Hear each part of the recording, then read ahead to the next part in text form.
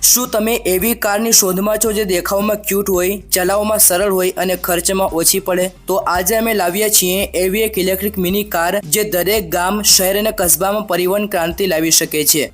આ કારને એક નજરે જોઈને જ તમારા ચહેરા પર સ્મિત આવી જશે। Compact design, smooth body curve અને બાળકોના કાર્ટૂન જેવા આકર્ષક ગ્રાફિક્સ આ કારને એકદમ જુદી અને અનોખી બનાવે છે। કારમાં 4 દરવાજાવાળી બોક્સી પરંતુ સ્ટાઇલિશ આકાર સાથે 2 ગોળ હેલોજન હેડલાઇટ્સ છે। આ કારની છત પર 2 સ્પોટલાઇટ્સ લગાવવામાં આવી છે। સાઇડમાં કાર્ટૂન ગ્રાફિક્સ છે જે ખાસ કરીને બાળકો અને ફેમિલી માટે એકદમ સરસ છે। અંદરથી મૈયા ચોફુ 01 ખૂબ જ સરળ પણ જરૂરી સુવિધાઓથી ભરપૂર છે। મલ્ટીફંક્શન સ્ટીયરિંગ વ્હીલ, ડ્રાઈવર અને કો પેસેન્જર માટે manual seat adjustment, touch screen system, આગળ અને પાછળ electric windows, manual parking brake, crash beam સુરક્ષા, લેધર ફિનિશ સીટ જે નાના બજેટમાં લક્ઝરીનો અનુભવ આપે છે। આની સાથે rear view camera support, sunroof તો નથી પણ હેડરૂમ બહુ સારું છે। ખાસ નોંધનીય વાત એ છે કે આ કારમાં ABS કે ESC જેવી હાઈ એન્ડ સેફ્ટી ટેકનોલોજી નથી, કારણ કે આ એક લો સ્પીડ પેસેન્જર કાર છે।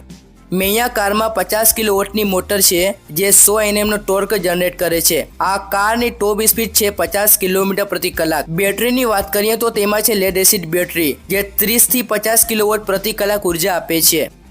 આ કારને એક વખત સંપૂર્ણ ચાર્જ કરીને તમે અંદાજે 200 કિલોમીટર સુધી રોકાયેલા વગર ચલાવી શકો છો।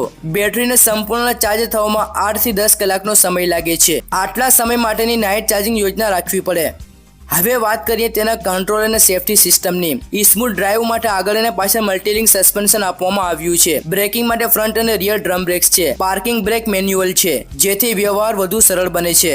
કલર ઓપ્શનની વાત કરીએ તો આ કાર ઉપલબ્ધ છે 6 રંગોમાં, જેમાં white, grey, blue, green, orange અને રેડ સામેલ છે। મૈયા ચોફુ 01 કોના માટે શ્રેષ્ઠ છે? તો આ કાર વૃદ્ધો માટે જેમને સરળ અને વ્યવહારુ કાર જોઈએ, નાના શહેરો અથવા ગામમાં ફેમિલી ટ્રાવેલ માટે, સ્કૂલ ડિલિવરી કે સ્થાનિક પરિવહન માટે, મહિલાઓ માટે જેમને સેફ અને સરળ કાર ચલાવવી હોય અને ટુરિઝમ ઇન્ડસ્ટ્રીમાં એટલે કે હોટેલ અને રિસોર્ટમાં શટલ તરીકે ઉપયોગ માટે।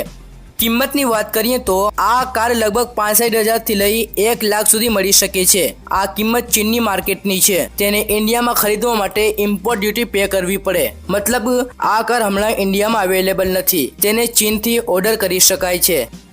તો મિત્રો, આ હતી યુનિક અને અદ્ભુત ઇલેક્ટ્રિક કાર। વિડીયો પસંદ આવ્યો હોય તો લાઈક કરજો અને આપણી ચેનલ EV ગુજરાતને સબસ્ક્રાઇબ કરવાનું ભૂલશો નહીં। ફરી મળીશું બીજા વિડીયોમાં। Take care, by.